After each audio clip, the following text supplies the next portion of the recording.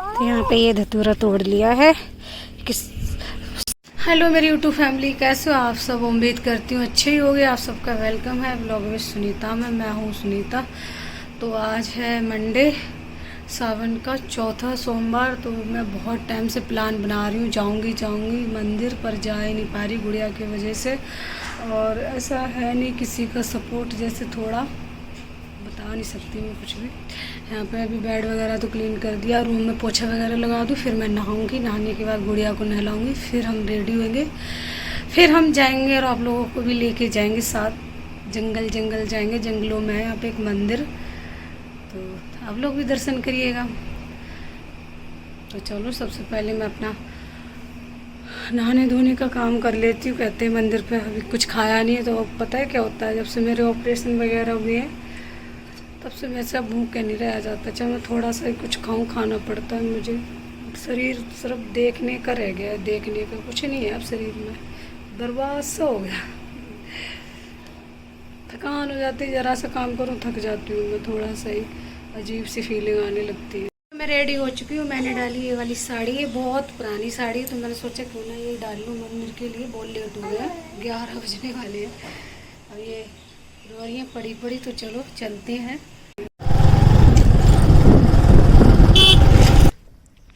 कल्लू जा रहा है भांग तोड़ने।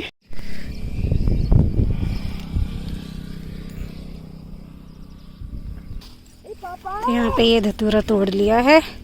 किस शंकर भगवान को बहुत ज़्यादा पसंद है, जैसे धतूरा और वो भांग चढ़ाने के लिए हमने तोड़ लिया। तो हम मंदिर में पहुंच चुके हैं। आप देख सकते हो, हमें खड़ा होना पड़ा, बहुत ज़्यादा भीड़ थी। छोटा ही मंदिर है, ज़्यादा बड़ा नहीं है, गांव का मंदिर है। आप देख सकते हैं गांव की लेडीज थी ये, तो कोई बात नहीं, मंदिर एक जैसी होते हैं, कोई सी जगह पे हो।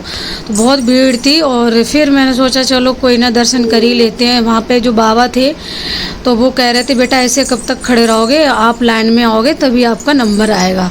तो यहाँ पे बहुत बड़ी शिवलिंग थी, अच्छा लगा जाके, काफ़ी अच्छा लगा। मंदिरों में तो सुकून ही मिलता है, आप समझ सकते हो ये चीज़। मैं बहुत टाइम से सोच रही थी, सोच के ही रह जा रही थी, क्योंकि जाने आने की यहाँ पर बहुत ज़्यादा दिक्कत है।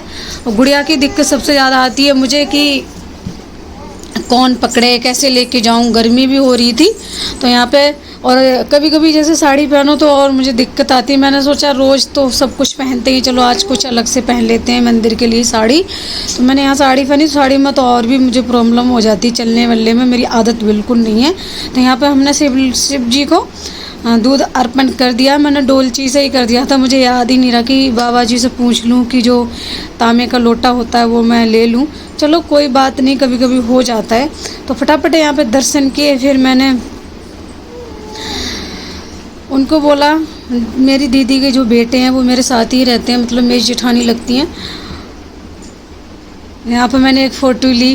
अब मुझे हर चीज़ पे हंसी आ जाती है, बुरा मत मानना। कहते हैं खुश रहो, आबाद रहो, कहीं भी रहो। तो यहाँ पे मैं घंटा को बजा रही थी, कोशिश कर रही थी, पर मैं पहुँच ही नहीं रही थी। हाइट इतनी कम है, पूछो मत, बहुत ज़्यादा कम है। तो यहाँ पे फिर बगल में ही था एक, इनको क्या बोलेंगे हम, बजरंगबली बोलेंगे, पता नहीं, मैं जानती नहीं हूँ इतना, पर ये तो मुझे हनुमान जी जैसे ही लग रहे थे।